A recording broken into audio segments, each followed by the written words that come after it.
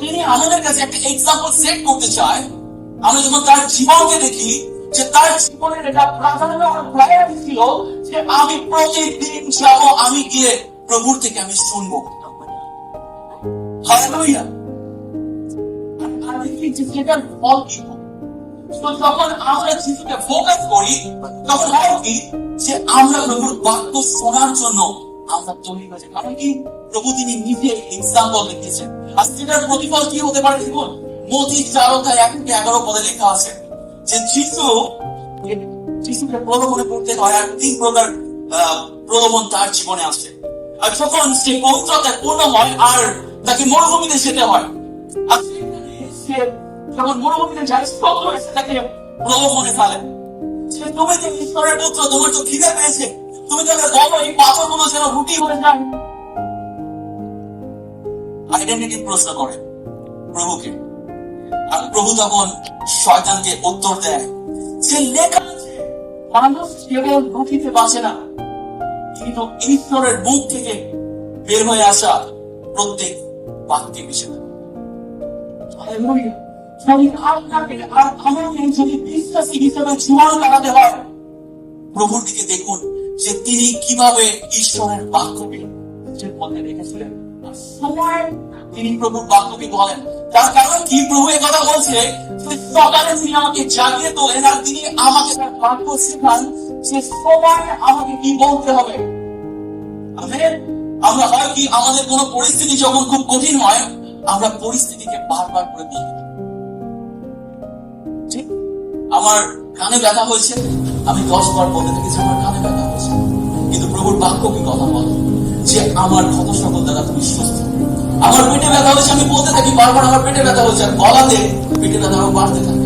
আমার পরিস্থিতি খুব কঠিন, আমি জানি আর সেই কঠিন পরিস্থিতিকে যতবার আমি বলছি আর যতবার থিঙ্কিং করছি, পরিস্থিতি কিন্তু আমার ভিতরে আস্তে আস্তে আস্তে আস্তে বাড়তে থাকছে। কিন্তু আমরা যখন প্রভুর দিকে তাকাই, সে প্রতিদিন সকালবেলায় প্রভুর থেকে শুনতো, আর শুনে কি করতো, সে প্রভুর বাক্য দ্বারা জীবন কাটাতো। আর তারপরে আমরা দেখি যে শত্রু বলছে যে তুমি যদি ঈশ্বরের পুত্র হও, এখান থেকে ঝাঁপ কেটে পড়ো, দুধগণ তোমাকে ধরে নেবে।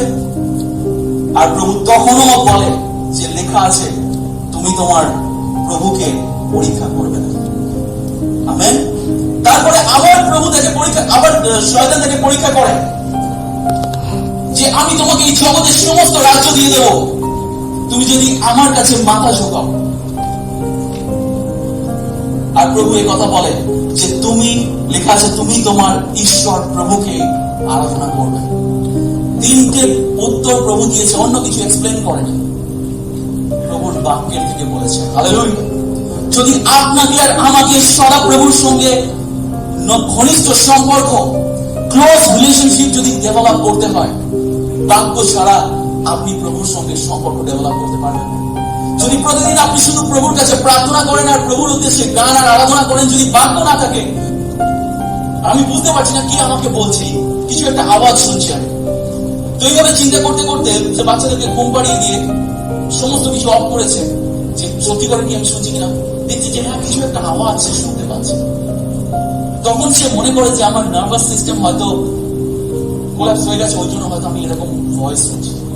আরো সে কি করে ঘরের সমস্ত কথা সমস্ত কিছু মনে করে দেয়, আর সে আরো স্পষ্ট শুনতে পাচ্ছে যে কেউ যেন তাকে বলছে যে Lord is my shepherd, I shall not be worried.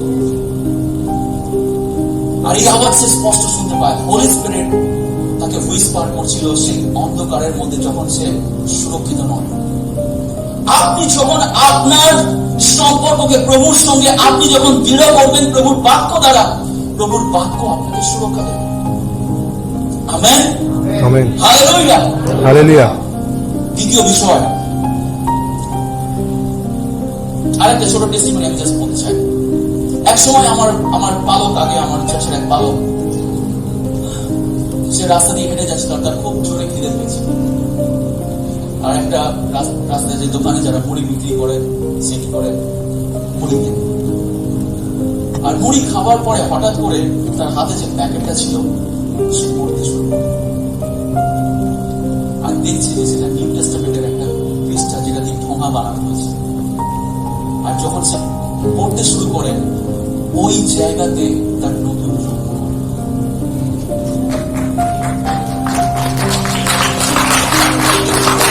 আমি কোনোদিন বিশ্বাস করতে পারিনি যে আমার স্কুলের সিনিয়র ছিল, আমাকে বলতো প্রতিদিন এসে আমার গাড়ি মাসাজ করতাম, পড়ে আসতো কলেজ থেকে, আর আমি এসে মাসাজ করতাম। আর আমি যখন তার লাইফ আমি শুনি, আমি অবাক হয়ে গেছি। আজকে সে মিশনারি পুনেতে, আজকে সে তাড়নার মধ্যে পুলিশ তাকে সুসমাচার দেওয়ার জন্য পুলিশ তাকে ছেড়ে রাখে, সে কিন্তু প্রভুকে ছাড়েনি। আর আজও সে মিনিস্ট্রি করে যাচ্ছে, আর সে প্রত্যাশা রেখেছে শুধুমাত্র প্রভুর বাক্য। যেদিন প্রভুর বাক্য তাকে নতুন জন্ম দিয়েছে, সেই বাক্য আজও তাকে ধরে রেখেছে। হালেলুয়া। সো যদি আমরা প্রভুর সঙ্গে ইন্টিমেসি, ক্লোজ রিলেশনশিপে আসতে চাই, প্রভুর বাক্য আমাদের জীবনে থাকা খুব গুরুত্বপূর্ণ। দ্বিতীয় বিষয়, যে যিশু তিনি ঈশ্বরের প্রেমে জীবন কাটাতেন। আমেন। আমরা দেখি যোহন 14:10 এরকম লেখা আছে যে আমি আমার পিতাতে রয়েছি আর পিতা আমাতে রয়েছে। যদি একটা সম্পর্কের মধ্যে প্রেম না থাকে, একসঙ্গে জীবন কাটানো কিন্তু অসম্ভব। আর যখন আপনি অরিজিনাল ভাষায় আপনি দেখবেন, এই যে আমি আমার পিতাতে আছি আর পিতা আমাতে আছে, ওখানে একটা বিশেষ সাইনকে ব্যবহার করা হয়েছে অরিজিনাল ভাষাতে। আর সেটা মানে হলো ইংলিশে তিনটে মানে হতে পারে। In, with, by. মানে আমি আমার পিতার দ্বারা জীবন কাটাচ্ছি, আমি আমার পিতাতে রয়েছি, আর আমি আমার পিতার সঙ্গে রয়েছি। আমেন। সো যদি আপনি প্রভুতে জীবন কাটাতে চান, ঈশ্বরের প্রেমের মধ্যে আপনাকে